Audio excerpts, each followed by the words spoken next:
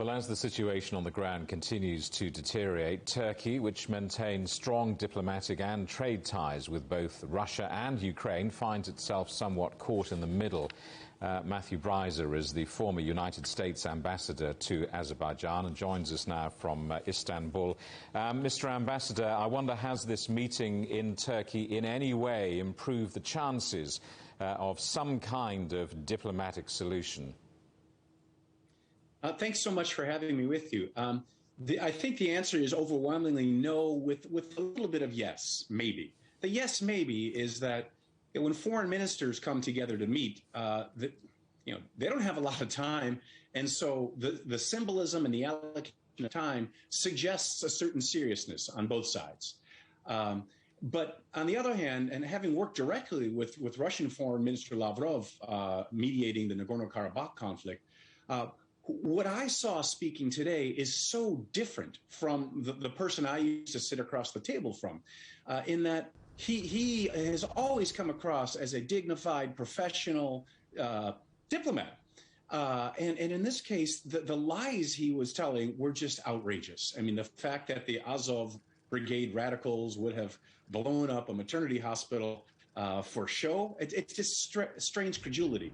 So he's clearly stuck in the web of his talking points from President Putin, which is exactly what Foreign Minister Kuleba said too. He said, normally the foreign minister comes to a negotiation like this empowered to negotiate and come up with a compromise solution. In this case, that's not what's happening. So, we need the presidents to speak.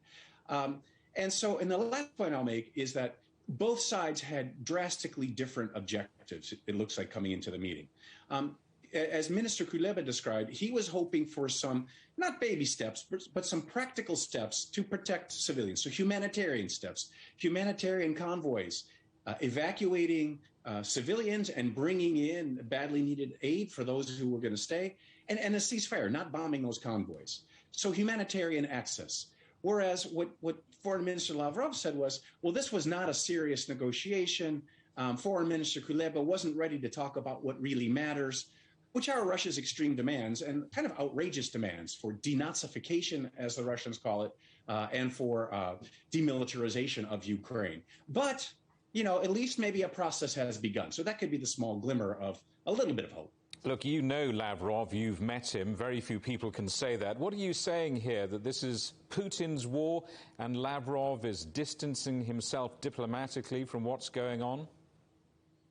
I'm saying it's definitely Putin's war, and Lavrov has no choice but to follow the dictates of his boss, of the president. I mean, Sergei Lavrov is so sophisticated, so experienced.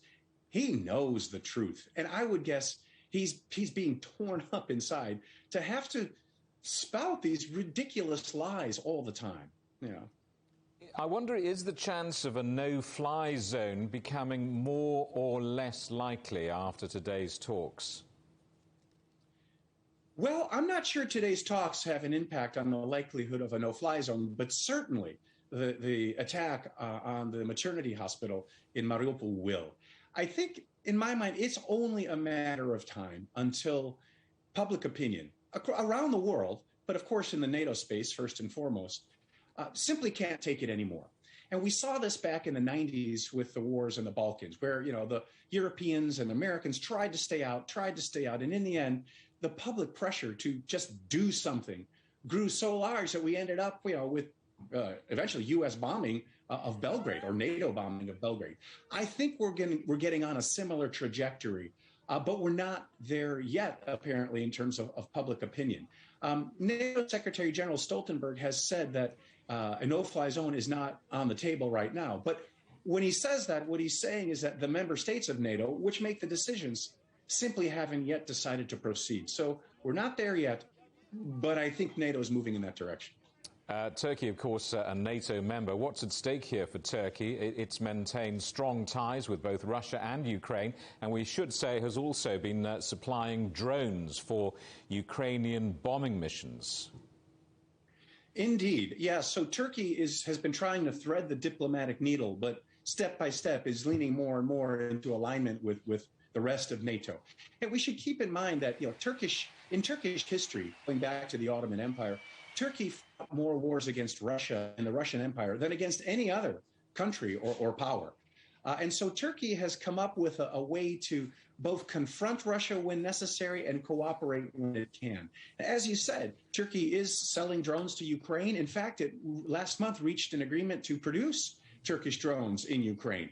Probably not in time for this phase of the conflict, but nevertheless, it shows the depth of Turkey's relationship with Ukraine. In addition, Turkey is selling naval frigates to Ukraine that have stealth capabilities. Plus, the two countries are developing military jet aircraft engines together. And we should keep in mind, too, that President Erdogan has been consistent publicly in criticizing the war or condemning it, and in condemning the annexation of Crimea by Russia. And he's been consistent in supporting Ukraine's territorial integrity and eventual membership in NATO. At the same time, Russia is a really important trading partner for Turkey. Russia provides a significant amount of natural gas for Turkey. Russia also provides export revenues in terms of tourism and agricultural exports for Turkey. And so Erdogan has been tough. He's been clear in resisting Russian pressure, but he's been respectful. And he hasn't, called Putin names. He hasn't said that Putin is committing atrocities or war crimes. And I think he's earned Putin's respect, both during this conflict and over the last few years. So the final point I'll make is, at some point, Putin is going to have to negotiate. He knows it, because war is the continuation of politics by other means. Countries fight wars not simply to kill and not simply to destroy, but to achieve political objectives. So Putin is using this brutal military campaign to apply diplomatic pressure on Ukraine. But he knows he's going to have to de-escalate at some point, and I think he believes President Erdogan can help when that moment comes, which is clearly not yet. Matthew Bryza, good to talk to you. Thank you very much indeed for coming on the programme. Matthew Bryza, the former United States ambassador to Azerbaijan.